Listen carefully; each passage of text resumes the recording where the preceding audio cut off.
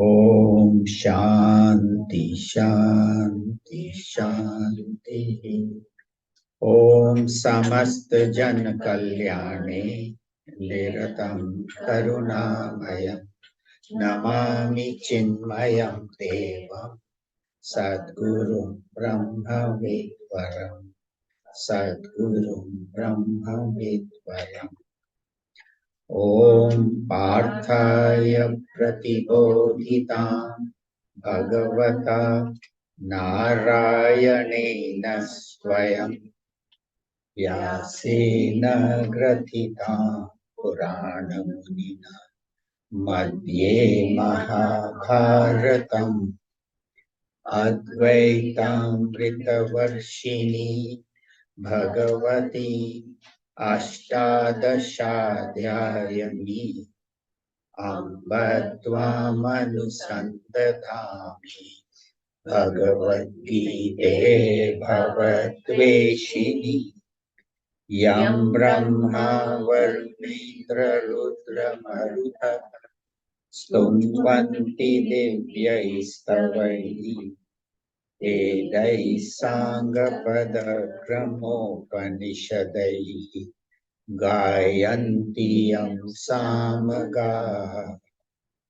Anavastita Tadgatena Manasa Pashyanti Yam Yoginaha Yasyantam Navidu Sura Suragana Devayatasmai Namaha Devayatasmai Namaha Om Shri Ganeshaya Namaha Om Shri Saraswati Namaha Om Shri Gurubhyo Namaha.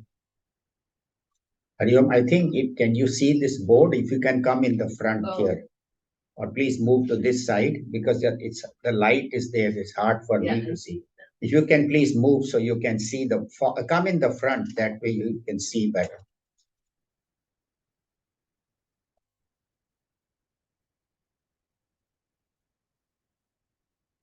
Good. Everyone can see. It's a little hard for me, so I think we'll have to angle it. Yeah. So if you can move. All of you can read it. Yeah, just come to the front.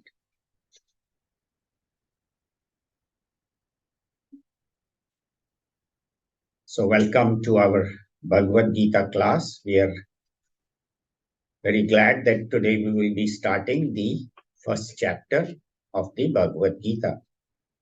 But before we do the first chapter, I'd like to do a little brief introduction about what the Bhagavad Gita is, what is the main topics in the Bhagavad Gita, the essence. And also, we will study the Gita Dhyanam, which are the 9 verses composed by Madhusudan Saraswati ji, which are a homage to Mother Gita, to Ved Vyas ji, and to Bhagwan Shri Krishna. So that is it's always chanted before we study the Bhagavad Gita. Usually we chant the first and the last verse, but today, and as long as we are studying the Gita Dhyanam, I would like us to chant all the 9 verses. If you don't have them today, if you have the first chapter, it is there in the beginning of the first chapter. Or also on your phone, you can look up Gita Dhyanam, and the 9. This has Gita Dhyanam in it, all the 9. Oh, that's very good. Yeah, we can use that. And those who are on Zoom, on your phone or in the Bhagavad Gita, you can find Gita Dhyanam. It is I think it's in English, and you have, it's in English and Sanskrit, both the chanting. I think it should be there. You have it in Devanagari also and in English. Yes. Yeah, so for the next 2-3 weeks, as long as we are studying Gita Dhyanam, please we'll chant the entire 9 shlokas before the class.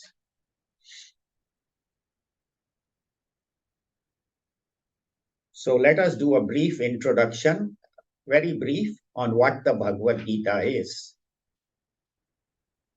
So in our life, we have, are you able to see in the back, please, this board?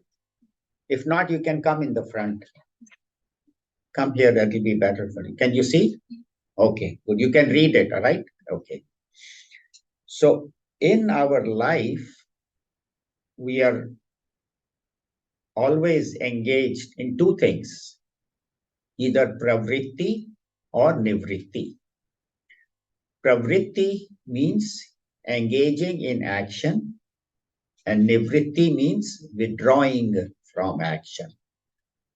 And so from the time we are born, we are engaged in action. Some are voluntary action, eating, walking, talking, and then involuntary breathing, digesting, all those.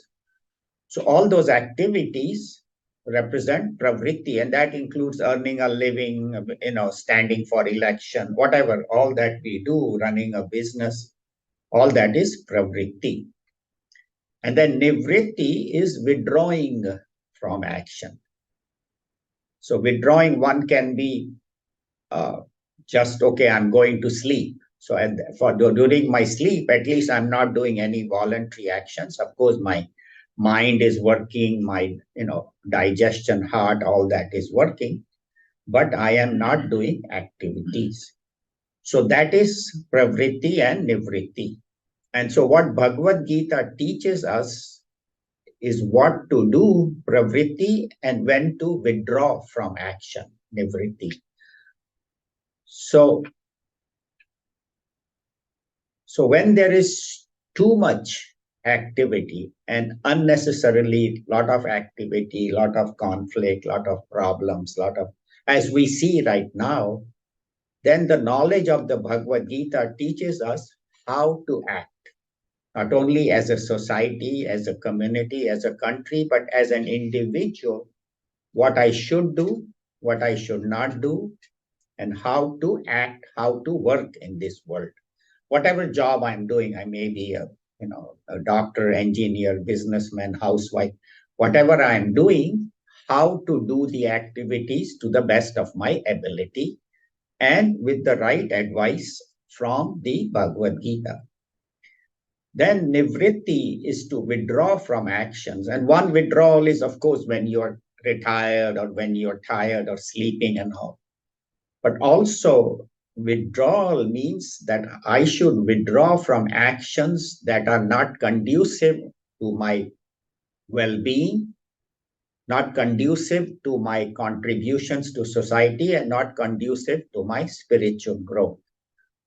So when to withdraw from the actions and what actions I should not do, that comes in nivritti mark. But this withdrawal, sometimes people withdraw out of frustration.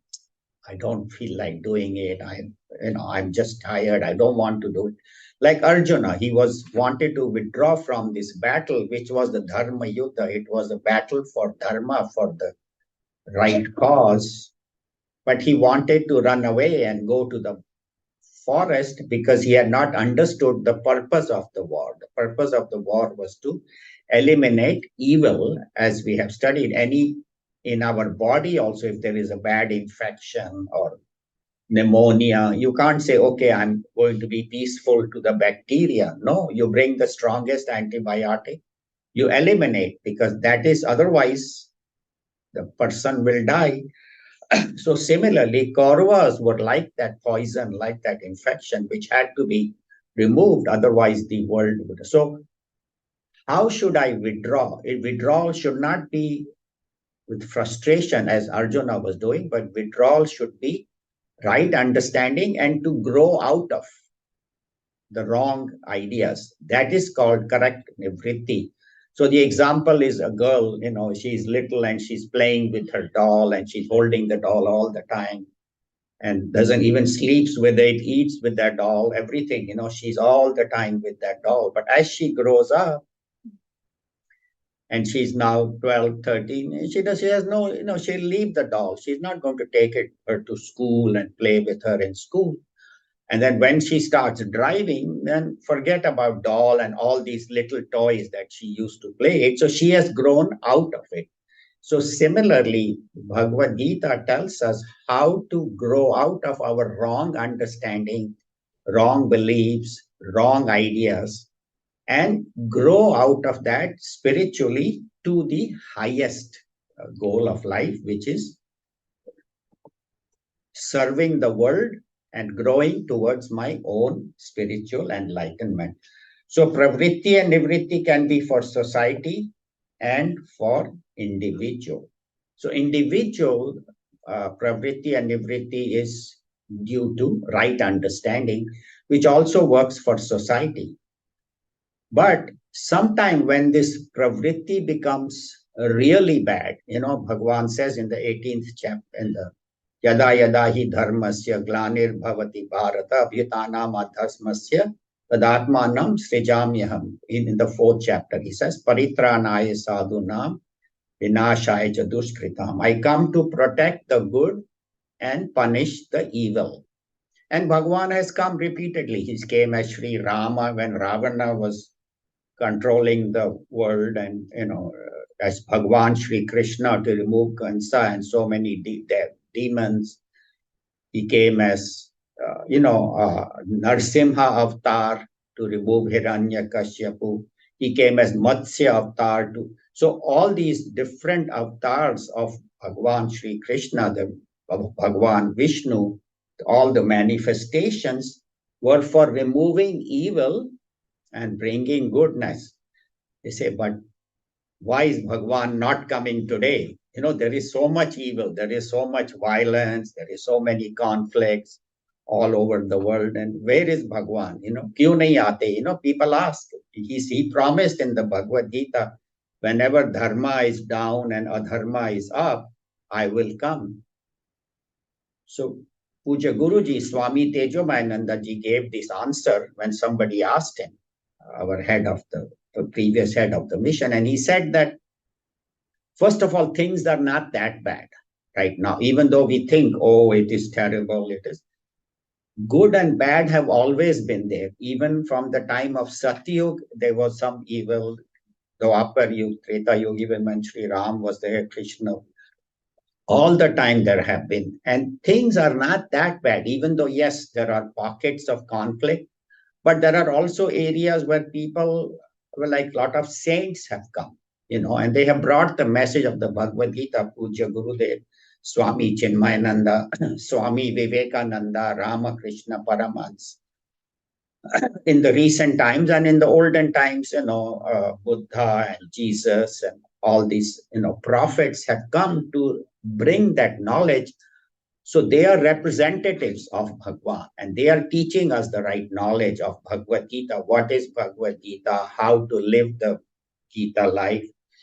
So that is number one, that it's not that bad and things are generally under control. Dharma is there and adharma is there. A lot of throughout the world, people are studying, Bhagavad Gita, Upanishads, meditation, yoga. They have become commonplace. Even in all the universities, they are studying Sanskrit and they are studying Upanishads, Gita, and all. So this knowledge is not dead. So at this moment, that is one thing, that Bhagwan is not there, but his representatives are there. All these saints and Mahatmas who are teaching. Even currently, we have so many wonderful teachers, in the Chinmaya mission, in Ramakrishna mission, and all who are spreading this knowledge.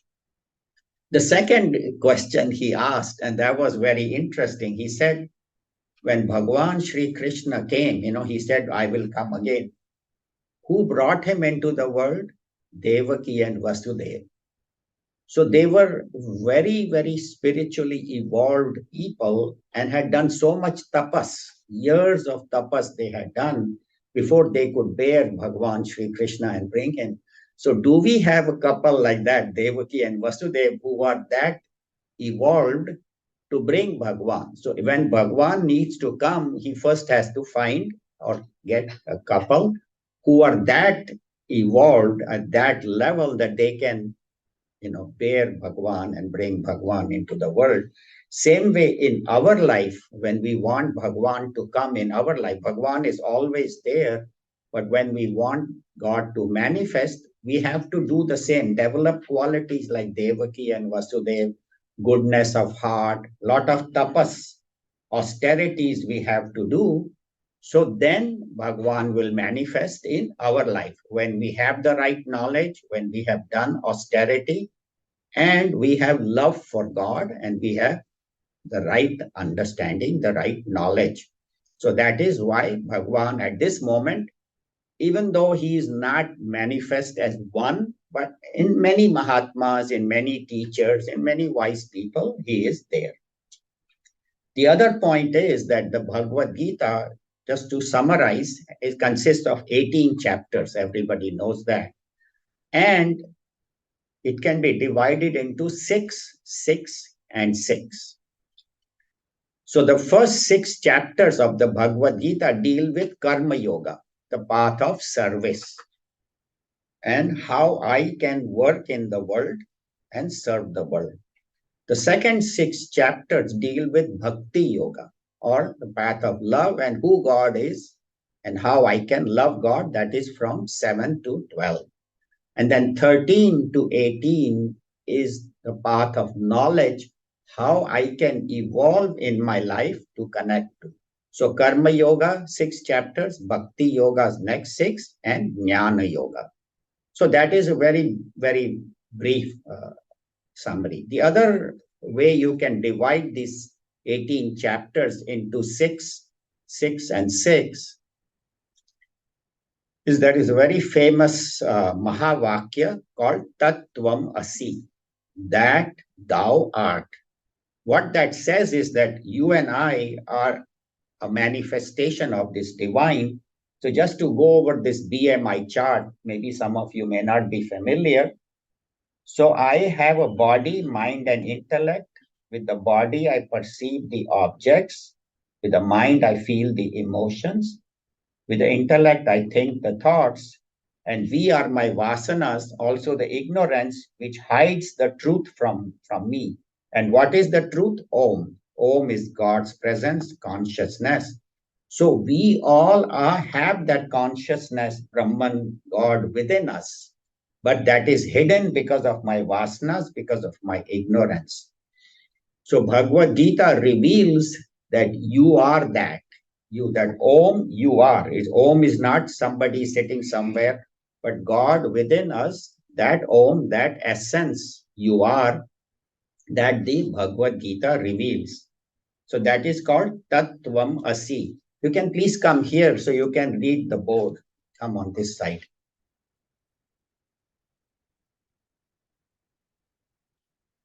We're just doing introduction to Bhagavad Gita. So Tattvam Asi, you are that consciousness. We all are the manifestation of that divine consciousness. So Bhagavad Gita, again, we can divide into 6, 6, and 6. The 18 chapters divide into first 6, second 6, and third 6.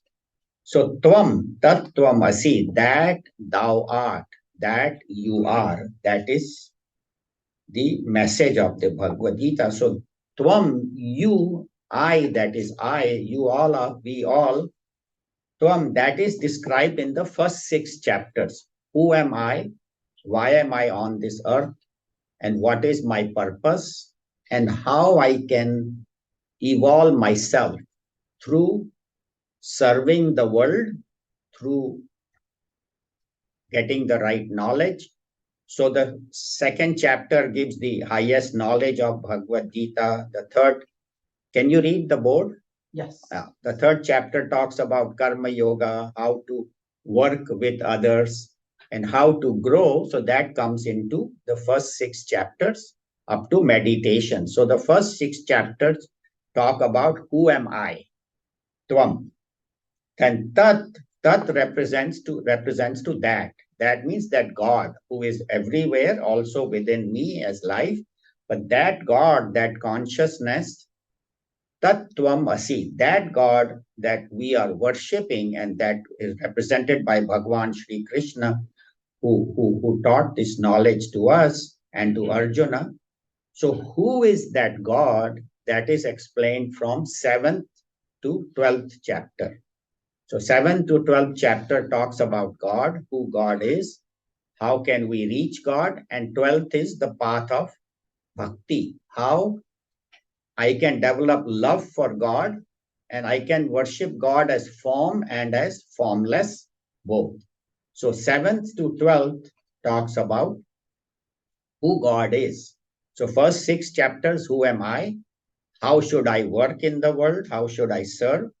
And 7 to 12 is how I should know God, how I should develop bhakti or love for God. So first 6 is service, who I am. Second 6 is bhakti, how to reach God. And then 13 to 18 are actual detailed descriptions of the various paths that we can take and how we can evolve from tamas to rajas to sattva. Sattva is purity, rajas is action, and tamas is laziness.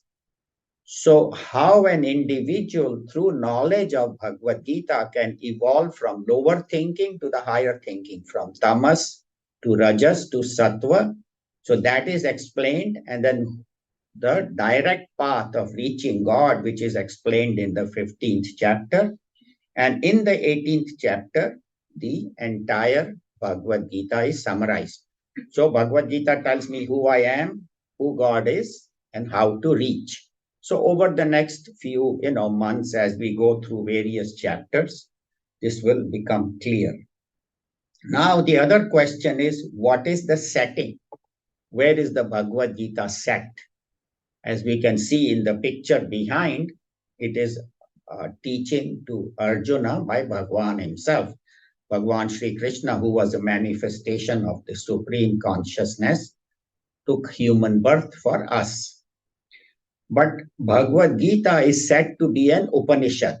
It is said to be a summary of all the Upanishads. Now, the Upanishads were highly philosophical works which were given at the end of the Vedas, where the highest knowledge was given, but that was given to by the rishis who were sitting in the Himalayas, in the forest, in ashrams, and the students who went there had taken sannyas, given up the world, were wearing orange clothes, and 3, 4, or 5 students would sit in front of the rishi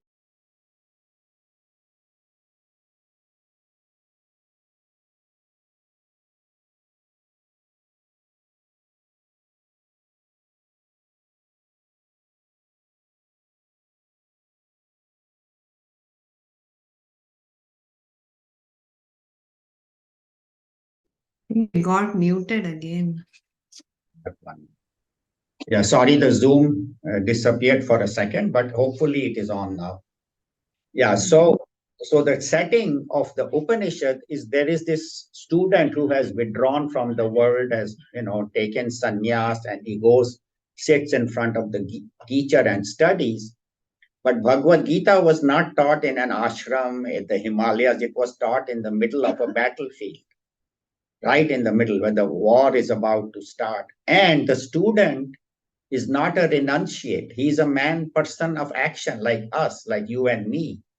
He has all the same desires. He wants to get a kingdom. He wants to take revenge on the Kauravas who have treated them badly for so many years. And he goes with a desire to get kingdom. So you and I also, when we work in the world, we go with some desires. What do I want? What? So Bhagavad Gita is taught to Arjuna in the middle of the battlefield. And for us, the battlefield is not, we are not fighting any war. We are not in Israel or, Gaza or fighting a war, but the war is within. Within us, we have Kauravas and Pandavas both. We have good and we have evil. All of us are a mixture of good and evil, unless you are a great saint or an evolved master. Otherwise, we have the mixture of. So, how through knowledge, just as Bhagwan Sri Krishna gave Arjuna the knowledge of how to fight this battle to overcome evil, so this knowledge of the Bhagavad Gita will teach us how to overcome our own negative tendencies, our negative habits, our laziness, and how to make our life a life of service, to make our life a life of giving and a life of spiritual evolution, to take us to the highest truth, that that divinity is in my heart, to know that divinity, to reach God. That is the setting. So the setting of the Bhagavad Gita, and we talked about the student. Now, Arjun, now what happens, say, like the Arjuna at the just at the time of battle, when he saw Bhishma and Drona, he said, I don't want to fight the war, and he wanted to run away from the forest. And same thing happens sometimes to a student. If you have a child or somebody who has studied for very hard throughout the year, and then at the time of the final exam, he wakes up in the morning and he's all nervous. I don't want to go. I've forgotten everything. And we found that also in medical college. People would, on the morning of the exam, get so stressed out and nervous that they couldn't go.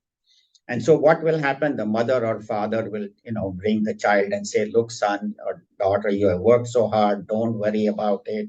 You will do fine. And they reassure the child. And then the father will say, I'll drive your car. I'll drive you, even though you know how to drive, but you are so nervous. I'll drive you to the exam. I'll sit with you. I'll make sure you are okay, and whatever you need. So the father or the mother then reassures the child that everything is okay and that I'll take care. So here, Bhagavan Sri Krishna tells Arjuna, he says, I'll drive your chariot. Don't worry. I am with you. And whatever you need, I will do. And so he, by his presence, he encourages Arjuna to do the right thing. And throughout, we see that throughout the 18 days of the battle, Bhagwan was always there. Otherwise, being the Lord of the universe, to become a chauffeur, and not only was Lord of the universe, he was king of Mathura, but he willingly became a chauffeur and stayed with him and guided. And also the charioteer sits in the front. All the arrows come first to the charioteer, then to the warrior. So he tolerated and withstood all that. Why? Out of love for Arjuna and out of love for all of us. And we'll see that the Bhagavad Gita is so famous throughout the world that so many great masters have written commentaries on it, so many great scholars. Bhagwan Shankaracharya ji has written a very beautiful bhashya. Then Lokmanya Tilak, when he was in prison, imprisoned by the British, he wrote Gita Rahasya, which is the secret of Bhagavad Gita, and that is what kept him going. He was kept in Kalapani, where he was in isolation for many years, not allowed to meet anybody, not allowed to see anybody, given minimum food and, tortured by the British. But he was able to keep his sanity because he had the Bhagavad Gita, and he wrote a beautiful commentary called Gita Rahasya. Then Vinoba Bhave, he has written a beautiful commentary on how Bhagavad Gita can be used in daily life. Then the first president of India, Sarvapalli Radhakrishnan, who was the first president, he has written a beautiful commentary about the philosophy of Bhagavad Gita. Then Prabhupada has written about bhakti. And then Eknath Ishwaran has written about how Bhagavad Gita can be useful in our daily life. So we find that so many great, and there are many other saints. Sant Gyaneshwar has written Gyaneshwari. In all different languages, great masters have translated. Why? Because this knowledge is not only useful, was told 5,000 years ago to Arjuna, but is useful even today. Even from today itself, this knowledge of the Bhagavad Gita we can take. So that's why so many great masters have written and continue to write. And there are so many teachers who have taught Bhagavad Gita. Swami Chinmayananda has written one of the most beautiful commentaries, at least in my opinion, not that because we belong to Chinmaya mission, but honestly, if you look at Swami Chinmayananda's commentary, a lot of you have it, Swamiji does not only limit himself to one aspect, like somebody had talked about bhakti, Somebody had talked about Gyan, somebody had talked about philosophy, somebody had talked about service. But Swami Chinmayananda takes each shloka and uses the right knowledge to handle that shloka. If it's a bhakti shloka, he will talk about bhakti. If it's karma, if it is jnana. So each shloka has been addressed on its merits. And so that's why I would recommend, if you don't have that, we have the 18 volume set in the office. So please take that from the office and bring that with you. And then the whatever shlokas we are doing, Swami Chinmayananda has done beautiful commentary. Each shloka he has taken 2-3 pages, some of them 5 pages. So read it either before or after the class, and then your understanding of Bhagavad Gita will be better. So whatever we have spoken, you can read in the book. Also, Amit puts these talks on firstpower.info. We'll write it in the bottom if you can write it. Firstpower.info, it is called. Some of you know that. And you can go to that site, and all the 18 chapters, which we have done twice before, this is the third time we are doing Bhagavad Gita. So the previous chapters are there, and you can read that. You can listen to my previous talks, and also you can read Swami Chinmayananda's commentary. So a lot of scholars have talked about it. Now, why is it called Srimad? Srimad because it is very exalted. It is wonderful. It is exalted. It is worshipful teaching. That's why we worship Mother Gita as our mother, because she has given us knowledge. Why Bhagavad? Bhagavad because it is by Bhagwan himself. Bhagwan himself has given this knowledge, and so that is why they call it Bhagavad Gita. And the speaker, of course, was Bhagwan himself. That's why it is called Bhagavad Gita. So, for example, Manu Smriti, Manu was a great scholar, teacher. He spoke about it, so they call it Manu Smriti, Yajnavalkya Smriti. So here it is called Bhagavad Gita because it is a song which was taken by Ved Vyasji from the battle, whatever teachings were done to Arjuna, and then he translated it into poetry. He put it into poetry, even though the dialogue between Bhagwan Krishna and Arjuna was in prose, because people don't talk in poetry, they talk in prose. But Ved Vyasji took that and put it into 700 verses or 701 verses and put it to poetry. So that's why it is called Gita. Gita means a song composed by Bhagwan himself, Bhagavad Gita. And in the modern age, we find that fear and anger are becoming very strong. As we said, there is so much violence, so many conflicts and problems. So there is anger, there is fear, there is hostility. So Bhagavad Gita is not only a spiritual book about God or how to reach God, but how to live life. It is a manual, just as when you buy a new car, you get a manual, or a new TV or a computer or a phone. Most of the time we don't read the manual, but that is the purpose of the manual, that anytime you get caught lost, how to handle this computer, how to drive this car, these manuals are there. So Bhagavad Gita is a manual of instruction, teaches us how to live this life. Another thing that Bhagavad Gita tells us is about the unity, that we think we are divided, we are Hindus and Muslims and Christians, or we are Indians and Americans and Vietnamese and Chinese. But it tells us that there is one unity, because first of all of us humans are made of the same 5 elements: space, air, fire, water, earth. All of us, we may look different, male, female, white, brown, black and all, but our physical structure is one. Then mind and intellect, we have the same mind, the same intellect. Yeah, physically some may be stronger, some may be weaker. Also intellectually somebody may be smarter, somebody may be less.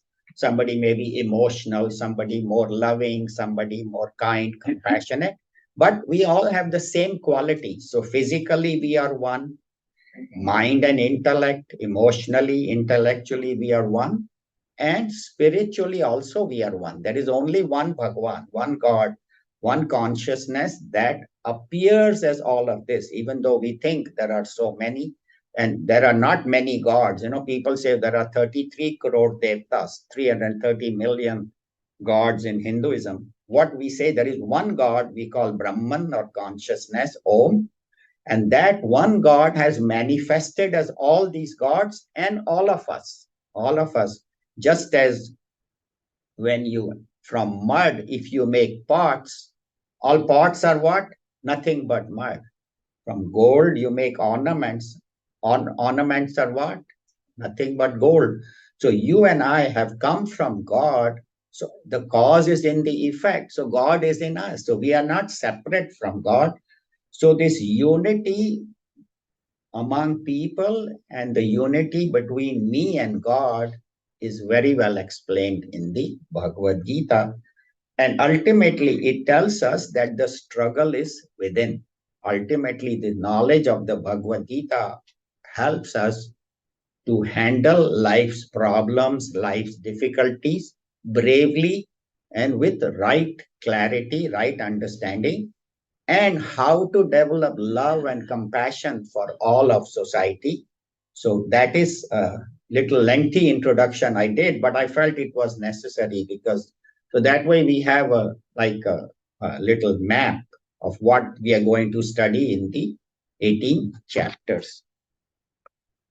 Now we will chant Gita Dhyanam. If those who have it, it's in on your phone, you can find it, or it's in that paper also. If those who don't have the paper, it is there in the back.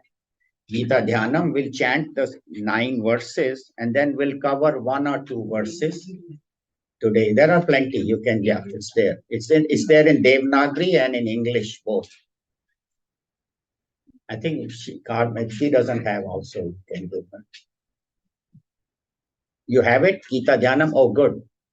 Okay. Will stand. Om Parthaya Pratibodhita Bhagavata Narayanena Swayam Vyasena Gratitam Puranamnina Madhye Mahabharatam Advaitaamritavarshini Bhagavati Ashtadashadhyayani Amba Tvamanusandadami Bhagavad-gite Bhavadveshini Namostute Vyasa Vishala Buddhe Pullarvindayatapatra Netra Yena Tvaya Bharatatailapurnaha Prajvalito Jnanamaya Pradipaha Prapanna Parijataya Totravetraikapanaye Jnanamudraya Krishnaya Gitamritaduhe Namaha Sarvoparishado Gavo Dogda Gopalanandana Partho Vatsa Sudirvokta Dugdam Gitamritam Mahata Vasudeva Sutam Devam Kamsa Chanuramardanam Devaki Paramanandam Krishnam Vande Jagadguru Bhishmadro Tata Jayadratha Jala Gandharani Lotpala Shalya Grahavati Kripena Vahani Karanena Vela Kula Ashwatham Vikarna Ghora Makara Duryodhana Vartini सोतीर्ना खलु पाण्डवैरणनदी कैवर्तक केशवः पाराश्चर्यवचः सरोजममलम् गीतार्थगन्धोत्कटम् नानाख्यानककेसरम् हरिकथा सम्बोधनाबोधितम् लोके सज्जन षट्पदैर्हरः पेदीयमानम् मुदा भारत पंकजम् कलिमल प्रध्वंसि न श्रेयसे मूकं करोति वाचालम् पंकुं लंघयते गिरिं यत्कृपातमहं वन्दे परमानन्दमाधवम् यं ब्रह्मा वरुणेन्द्ररुद्रमरुतः स्तुन्वन्ति दिव्यैस्तवैः वेदैः साङ्गपदक्रमोपनिषदैः ध्यायन्ति यं सामगाः ध्यानावस्थिततद्गतेन मनसा पश्यन्ति यं योगिनः यस्यान्तं न विदुत्सुरासुरगणाः देवाय तस्मै नमः देवाय तस्मै नमः. So this is called Gita Dhyanam. These are the 9 verses which are a homage to Mother Gita and were composed by Madhusudan Saraswati ji, who was a great scholar and a great saint, Mahatma, who he did not write commentary on Bhagavad Gita. He said, I cannot write a commentary after the great one. Shankaracharya ji has written the Gita commentary. So I don't feel, but he was, of course, totally capable of writing. But he composed these 9 verses, which is a homage to Mother Gita. The first verse is for Mother Gita, second verse is for Ved Vyas ji, and then the next 7 verses are a homage to Bhagwan Shri Krishna. So we'll do the first verse today. I don't think we have time to do the second. And then over the next 2-3 weeks, we'll finish the 9 verses, and then we'll start the actual first chapter. But this gives a very good essence, introduction to what Gita is, who is the author, and who is Bhagwan Shri Krishna. 7 beautiful verses in praise of Bhagwan. So, so you can follow, you have that, and if you get the book from the office, the 18 chapters, then you can also, they have word by word meaning. Gurudev has done that. Can you somebody show that book, the green book? Yeah, this one. This is the one you can get. It's an 18 volume set they have in the office. So you can get that, and that way you can study on your own, and also there is a word by word meaning and a very nice commentary by Swami Chinmayananda. So, but today you can follow. Yeah, it's available in the office. For 18 chapters for 18 volumes. 18 volumes for 18 chapters. So that is how. There is also one red book which has all 18 chapters, but that doesn't have word by word meaning. If you want, you can even get that. That's in the office, but this is what we would recommend, because you can read the meaning of each word. But today I'll go over the meaning of each word. Om is God's name. Om is God, the consciousness, the life principle within us. So Om is that. Parthaya Pratibodhitam. Partha is Arjuna's name. Pratibodhitam means it was a message that brought great delight to Arjuna from Bhagwan Shri Krishna. And who was he? Bhagavata Narayana. He was Lord Narayana himself, Lord Vishnu, the supreme, all-pervading consciousness manifested upon earth as a human. So Lord Narayana Bhagwan himself, Swayam, he himself gave this knowledge to Arjuna, brought delight to him. And who brought it to us? Vyasena. By Vyasa Muni, it was placed in the Mahabharata. Because Mahabharata is I will talk in more detail about Mahabharata next week and about who Vyasji was. But Vyas Muni was the one who put this Bhagavad Gita, connected it with Mahabharata. Mahabharata was the 100,000 verses, 1 lakh verses, which has a lot of things. We'll talk next week about Mahabharata. So, Vyasena Grathitam, it was replaced by Ved Vyasji, Bhagwan Ved Vyasji, where in the Madhya Mahabharatam, in the middle of the Mahabharata. And Vyas is called Purana Munina, means he is the ancient saint, sage, the first one who brought this knowledge of Bhagavad Gita. And what does Bhagavad Gita do? Advaita Amrita Varshini. Advaita, the non-dual self, Amrita, that nectar of non-dual self, she bathes us with that knowledge of the non-dual self, that there is only one God, which is the whole universe is a manifestation, and that God is not separate from me. That will be explained. Advait Amrita Varshini and Bhagavati, and she is our mother. That's why we worship Bhagavad Gita as mother. Just as a mother gives knowledge to the child, feeds the child, helps the child with difficulties, stays up at night when the child is sick. So the mother Bhagavad Gita gives us the knowledge, protects us from evil, protects us from all problems. And Ashtadasha Adhyayani. Ashtadasha means 18. So 18 chapters are in the Bhagavad Gita. And Amba, again, it's addressed as Amba, oh mother, Tvam Anusandadami. On you I meditate. And who are you, Bhagavad Gita?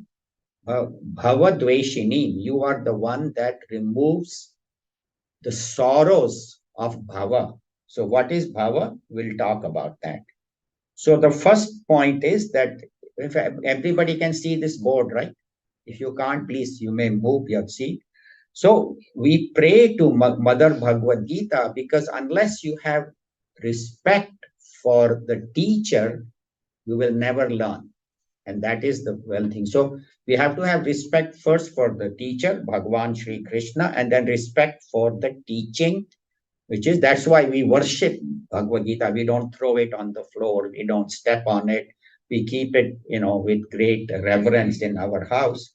Why? Because it helps us to adjust just as when there is a radio. Nowadays, of course, they don't have radio, but growing up in India, you had to have this radio where you had to adjust, the AM and, and it was a lot of static, and then slowly you will adjust. Oh, perfect. Now the sound is perfect. So same way, it helps us to adjust our mind, which has a lot of static, has a lot of disturbance, has a lot of problems. Through the knowledge of the Bhagavad Gita, it brings it to the right focus. And Partha is Parthaya Pratibodhitam. Partha is another name for Arjuna. Partha has several meanings, but one is his mother was Pritha. Kunti was Pritha, so which is the earth. Pritha is another name for earth. So he is the son of Pritha. So that means he is Partha. And so that is one meaning. Second is Partha means mud because it's from the earth. So we are also all made of mud. This is all mud only. This कहते हैं मिट्टी से आए मिट्टी में वापिस चले जाएंगे.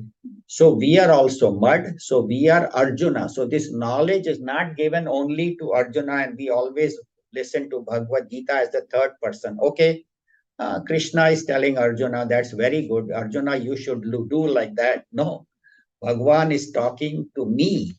I am. And at the one level, at the next level, it should be that the God within me is talking to, just as God was talking to Arjuna. So the divine knowledge is coming to me. So that is how it should be understood. Partha also has a third meaning, pa and artha. In Sanskrit, you can do pa and artha becomes partha. So pa means Parmeshwar. Artha means what is his purpose. You know, इसे इस बात का अर्थ क्या है या तुम्हारे जीवन का अर्थ क्या है. You know, we ask in Hindi, what is the purpose of your life? So Arjuna's purpose, pa artha means his purpose was Bhagavan. So when I am studying Bhagavad Gita, my purpose should be to know God, to reach God. So that is Partha. Vyasa was the author who composed and put it into poetry. We won't talk in detail about Vyasa and Mahabharata today because I have a lot of material on Bhagwan Ved Vyasji and Mahabharata. Ved Vyasji was an incarnation of Bhagwan Vishnu himself, and Mahabharata has so much knowledge. So we'll talk about that next week in the second shloka, which is talks about Mahabharata and talks about Ved Vyasji. Then Advaita, we already talked about. Advaita means there are not two, there is only one God, and we are all manifestations, so we are not separate from that God. Then Mother, we already talked about. She is the Divine Mother. This knowledge is for me, and the purpose of knowledge should be change, should be transformation. I should transform my life. Otherwise, the study of the Bhagavad Gita or any scripture, otherwise we just study it, read it, and then put it in the shelf. Okay, Sunday morning class, okay, next Sunday again we will. Then that's not the purpose. The purpose of Bhagavad Gita is to transform the individual, and each individual is a part of society, just as each brick makes a wall. And if one brick is broken, the wall becomes weaker. So similarly, each individual constitutes society. As individuals progress, society will also do better. That's what Gurudev said. He said, I am here not to convert people, but to transform them. He said, I want Hindus to become better Hindus, Muslims to become better Muslims, Christians to become better Christians. So this knowledge is universal. And also, if I'm a engineer, I'll with this knowledge of Bhagavad Gita, I'll become a better engineer. A doctor will become better doctor. A lawyer will become a better lawyer. A mother will become a better mother. Father will become. So this is transformation to change me, to bring out my good qualities. And then it is said Bhava Dveshini. Bhava, what is Bhava? Bhava means this samsara, this world is called Bhavasagar. They say, oh, Bhavasagar mein main doob raha hu, meri naiya bachao, and all we tell God. So Bhava is this world of changing, a world of becoming. So we always want to become something. I was in India. So then I came here. So then here I became a student. I went to school or college. Then I got married. I became a wife or a husband. Then I had a child. I became a mother or a father. So we are always becoming. And then in becoming, first I was living in an apartment. Then I wanted to become a house owner. So from apartment, I go to townhouse. And then from townhouse, I go to a small house in the corner of the city, and then a bigger house, at the country club.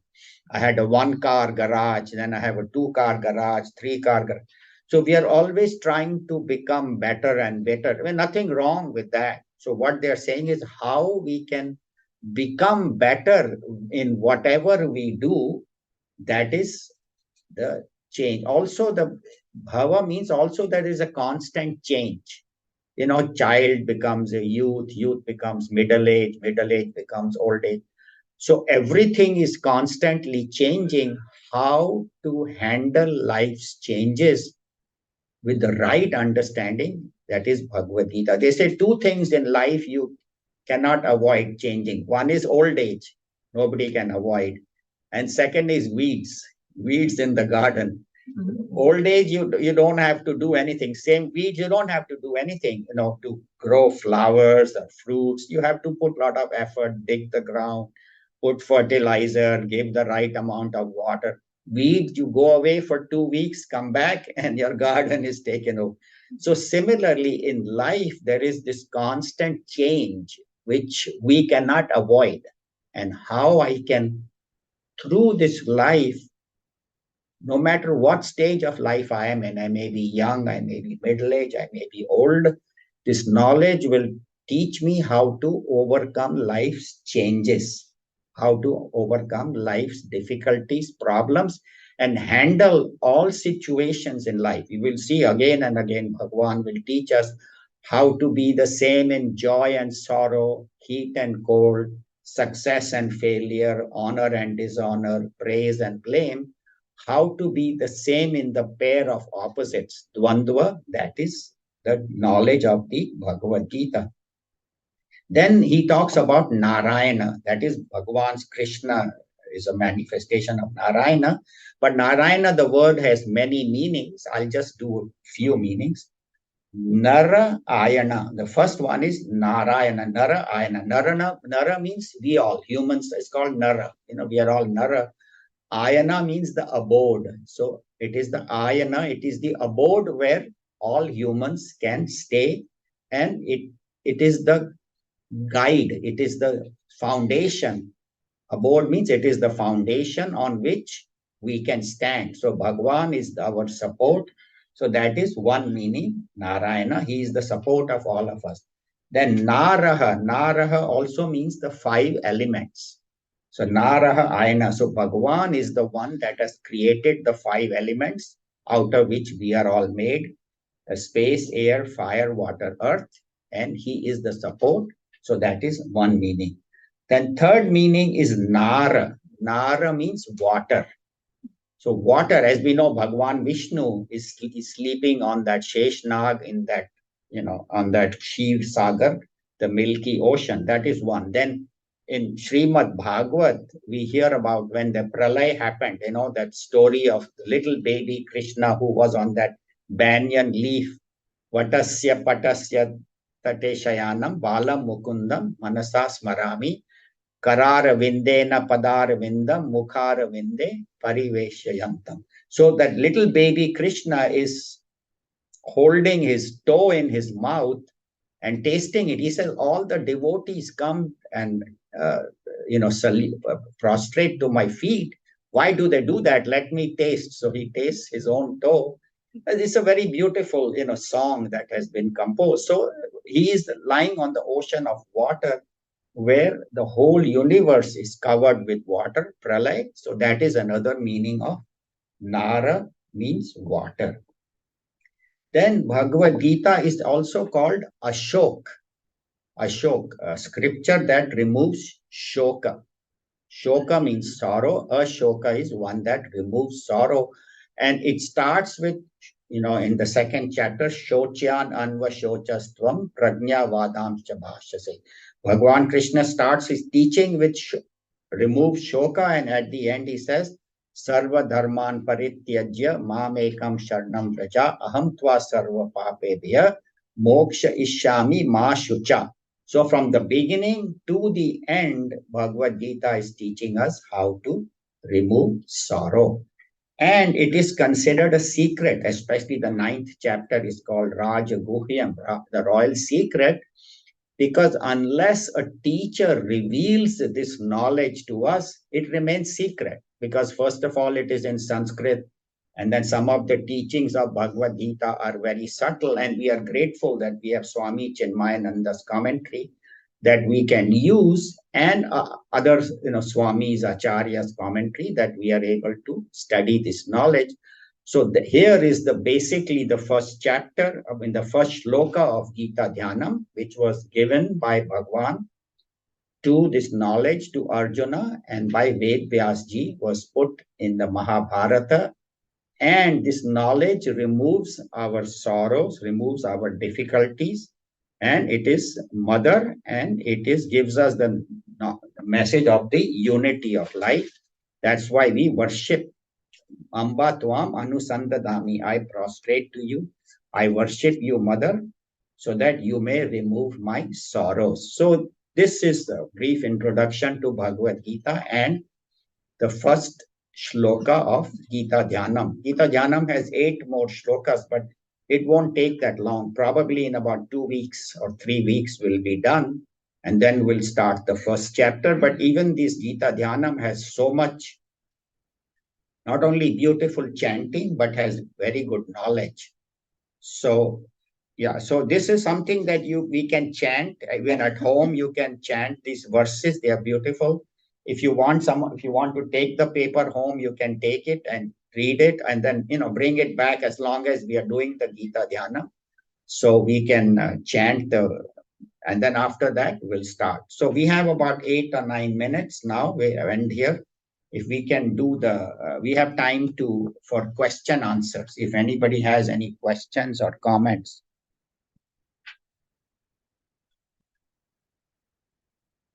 Yeah, go ahead, Kerry. I was wondering why, Is the speaker on? Yeah, speak a little loud, yeah. In the first 4 that you had here, you talked about fear and anger. And I was just wondering why, and I don't know if you could expand on that just a little bit, on its place.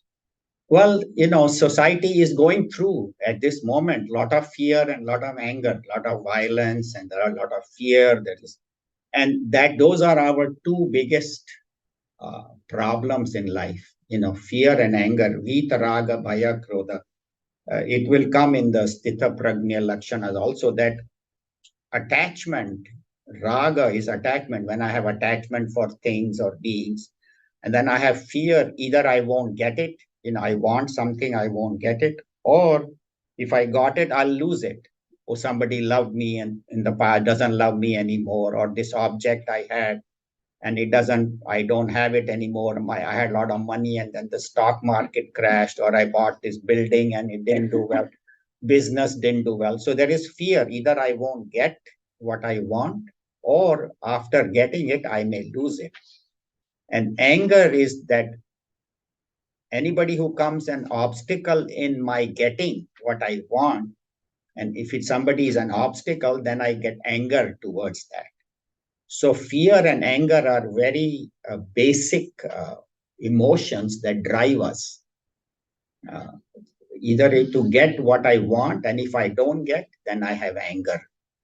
So and that is our biggest problem. Attachment, fear, and anger.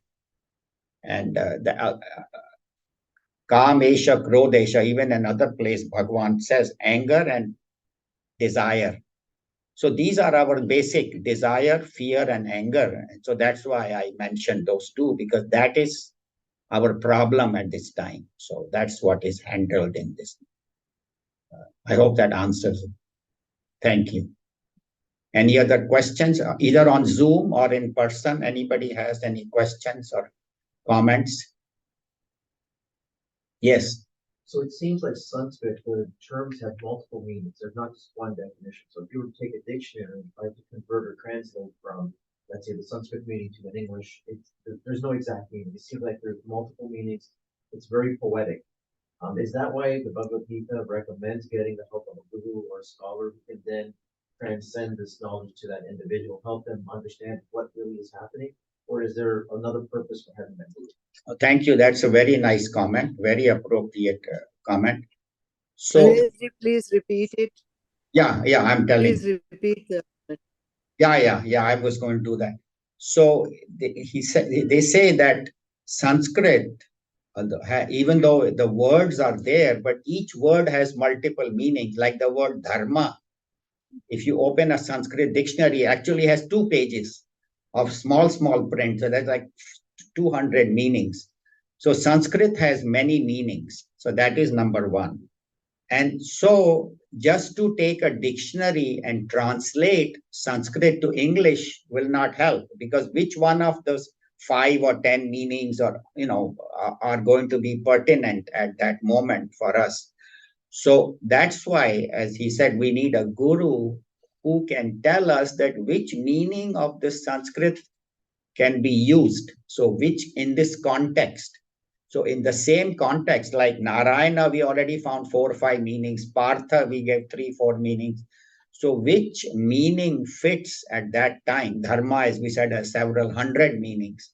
So which verse is which word has which meaning and which context? That's why we need somebody like Swami Chinmayananda who has done a word by word translation. And then I also try to get commentaries from other acharyas to combine that and that we present.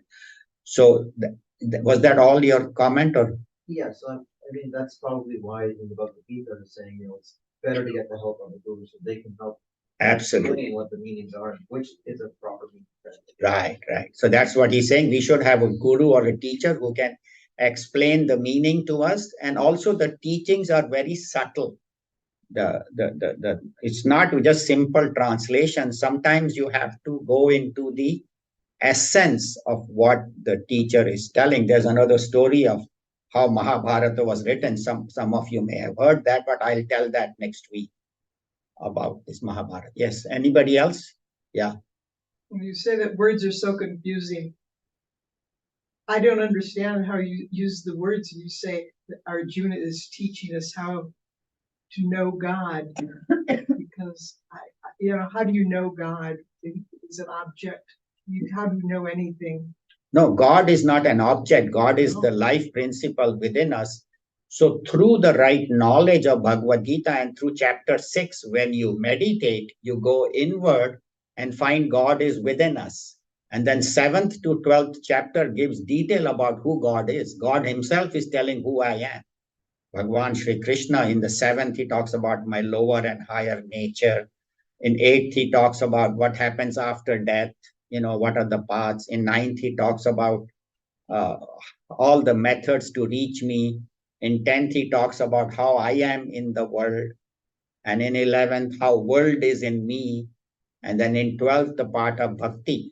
So Bhagavan himself is telling us how to reach him.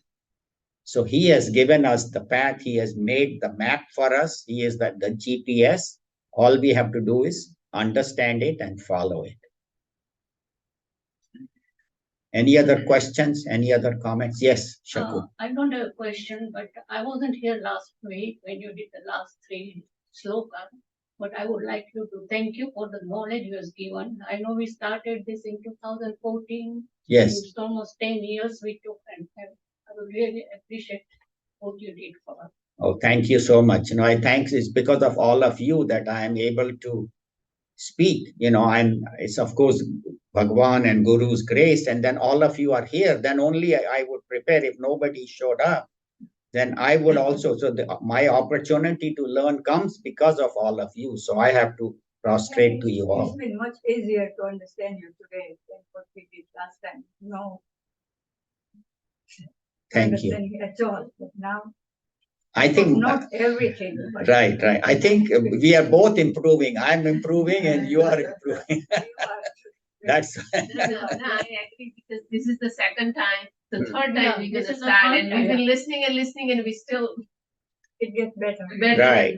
Yeah, so. And that's what the Bhagavad Gita, each time you listen, it reveals new secrets. Right. This is actually the third time we are doing all the 18 chapters.